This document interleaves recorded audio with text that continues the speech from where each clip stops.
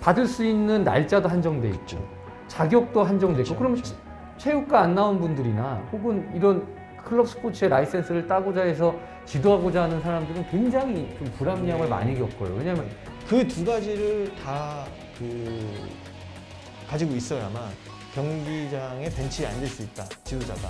이것도 의원님께서 또 나서서 해주실 건가요? 다음 이슈로 지도자분들께서 이제 또 궁금해하시는 부분인데, 이거는 이제 축구의 지도자를 하려면 대한축구협회랑 AFC에서 발행하는 그 지도자 자격증이 필요하잖아요. 그 지도자 자격증 말고 경기 지도자 자격증이라고 하는 게 있습니다. 네. 그 이제 전문 스포츠 지도사 자격증인데, 그 두 가지를 다 가지고 있어야만 경기장에 벤치에 앉을 수 있다, 지도자가. 이 이슈인데, 이게 왜 이슈가 되냐면 학교 축구부 지도자들은 이제 학교에 등록을 해야만, 그 계약을 해야만 그 운동장에 앉을 수가 있었거든요. 그래서 이제 그 학교 축구부의 축구 감독이 되려면 경기 지도자 자격증을 취득해야 된다.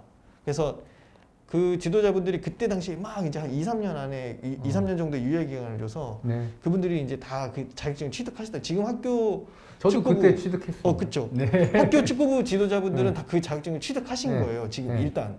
그래서 이제 벤치에 앉을 수도 있고 이제 감독 그 자격을 유지하는데 아무런 문제가 없는데, 이제는 축구 클럽, 이제 FC로 전향한 학교 축구부가 아닌 이외에 FC 클럽들의 지도자분들도 경기 지도자 자격증이 있어야 된다라고 얘기가 나와서 이거는 학교에 소속된 지도자가 아닌데 왜 경기 지도자 자격증이 있어야 되냐 라는 이슈가 있어요.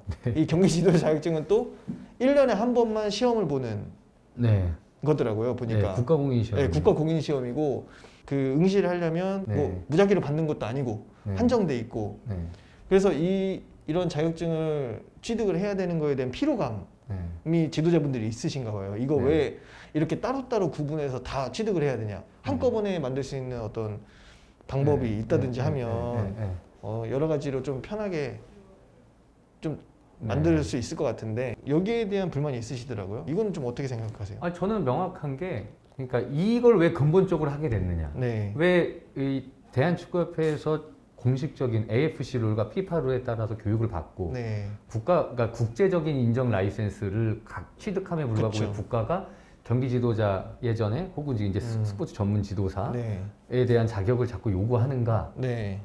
제도권 안으로 편입시키려는 거예요. 그러니까 정부의 입장에서는 그 자격증을 주고 그걸 따게 해서 따야지만 지도자 활동을 할 수 있게 영위할 수 있다는 건 어떤 징계나 어떤 이력 호환을 했을 때 그것이 아주 이렇게 편리하게끔. 그러니까 예컨대 대한축구협회 징계나 각 종목단체의 징계에 지금 계속 마치고 각 단체 공정위에서 올라와서 이제 대한체육회에서 최종 징계가 되고 이런 상황이지만 이제 그것을 어떤 하나의 범주 안에 이제 통합을 하겠다라는 뜻이거든요. 통합을 하겠다. 근데 이제 문제는 뭐냐면, 자, 그럼 그 시험에 대한 자격과 어떤 지금 실행하는 구조가 지금 현장에 있는 지도자들을 다 포용할 수 있느냐. 또 과연 지도자들에 대한 변별력을 그 시험을 통해서 확인할 수 있느냐. 그럼 이것이 과연 효율적이냐에 대한 문제거든요. 근데 물론 대한축구협회 정도만큼 지도자 교육을 체계적으로 하는 데가 없습니다. 사실은 다른 비인기 종목이나 이런 것들이. 그러니까 상대적으로 좀 억울한 거죠. 왜냐하면 뭐 지도자분들 다 아시겠지만 저기 C급, B급, A급 받는데 굉장히 숙박도 많이 하고 굉장히 체계적으로 받아요. 거의 지금 이 국가공인시험 보는 기준의 정도에 준하는 수준으로 다 보거든요. 기간도 오래 걸리고요. 근데 지금 여기서 말하는 그 국가공인시험의 자격 기준도 좀 애매모호해요. 왜냐하면 체육학과를 나와야지 또 유리한 부분들이 있고 또 이렇게 시험을 몇 개 종목을 또 다시 봐서 또 까락 평균 점수도 또 맞아야 되고 이런 또 것들이 또 선행이 되는데 그 선행을 이미 대한축구협회 지도자 교육을 통해서 한단 말이죠.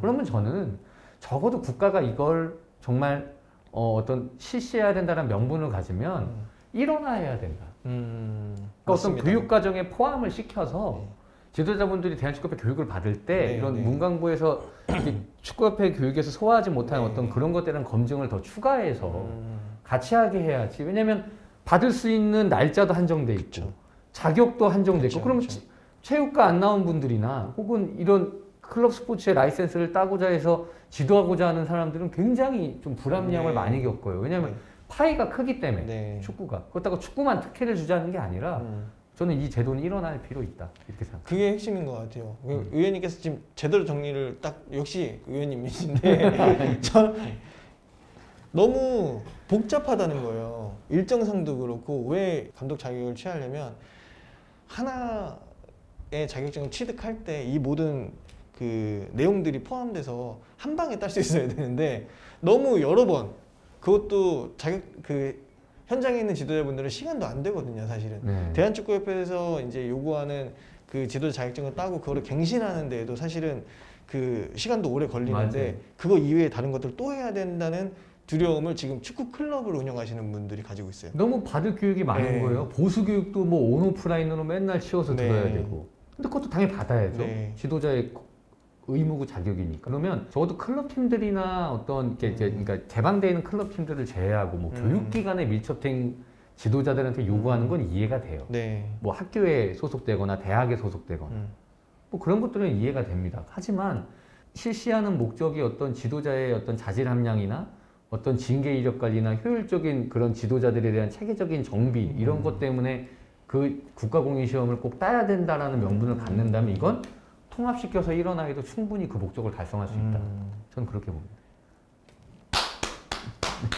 이것도 의원님께서 또 나서서 해주실 건가요? 근데 이거는 사실 제가 할 수 있는 역할도 있지만 이거는 어떤 지금 국회의원님들께서 좀 이런 것들은 더 많이 들여다봐야 주시고 뭐 저도 그렇지만 뭐 이모경 국회의원님이나 박정 국회의원님이나 스포츠에 또 관심을 갖고 계시는 의원님들이 많아요. 그래서 우리 방송을 보시는 우리 분들께서 국회의원님께 많은 성원도 보내주시고 또 같이 문의도 해주시고 또 이렇게 건의도 해주시면 중앙정책에서 이게 좀 잘 반영되지 않을까 그렇게 생각합니다. 적극적으로 해도 의원님께서 또 앞에 나서주시면 또 여기 보시는 이런 거에 대한 불편함을 느끼시는 분들이 굉장히 많이 있으니까 또 맞습니다. 많이들 참여를 또 하시는 것도 또 중요하죠. 뒤에서만 이렇게 계속 얘기를 한마디씩 하는 것보다는 직접 나서서 또 이제 이 불합리하고 너무 힘든 고충들을 좀 말씀을 해주시는 게 아무래도 의원님한테 더 힘을 주시는 방법일 수도 있는 거고. 요즘은 이 국회의원님들도 소통할 수 있는 구조가 꼭 뵈야지 소통하나요? 이메일도 있고 뭐 저기 전문위원실에 연락하셔도 되고 SNS도 있고 개방돼 있습니다. 맞습니다. 그래서 적극적으로 국민의 목소리 전달해 주시면 잘 해주실 거라고 믿습니다. 아유, 오늘도 바쁘신 시간 내주셔갖고 어려운 그 주제였고 질문이었는데 또 깔끔하게 또 정리를 또 해주셔갖고 너무 감사하고 저희가 또 지도자분들, 부모님들한테 또 여러 가지 질문사항들이나 이런 것들 또 받으면 또 의원님 또 찾아뵙고 언제든지 또 이렇게 소통을 또 해주시기를 제가 또 바라겠습니다. 저는 우리 이 방송을 시청하시는 우리 뭐 지도자분들, 학부모님들, 우리 유켄시에 적극적으로 이 의견 주시고 많은 시청해 주셔서 주시는 것들을 단순히 방영 시청이 아니라 이렇게 정책 건의를 통해서 현실이 되거든요. 여러분들 많이 참여해 주시면 우리 정말 좋은 결과 있을 것 같다. 왜냐하면 유켄시는 예능형 공익방송입니다. 저희 유켄시 다음에 또 의원님과 함께 좋은 시간 또 좋은 콘텐츠로 찾아뵙겠습니다. 안녕.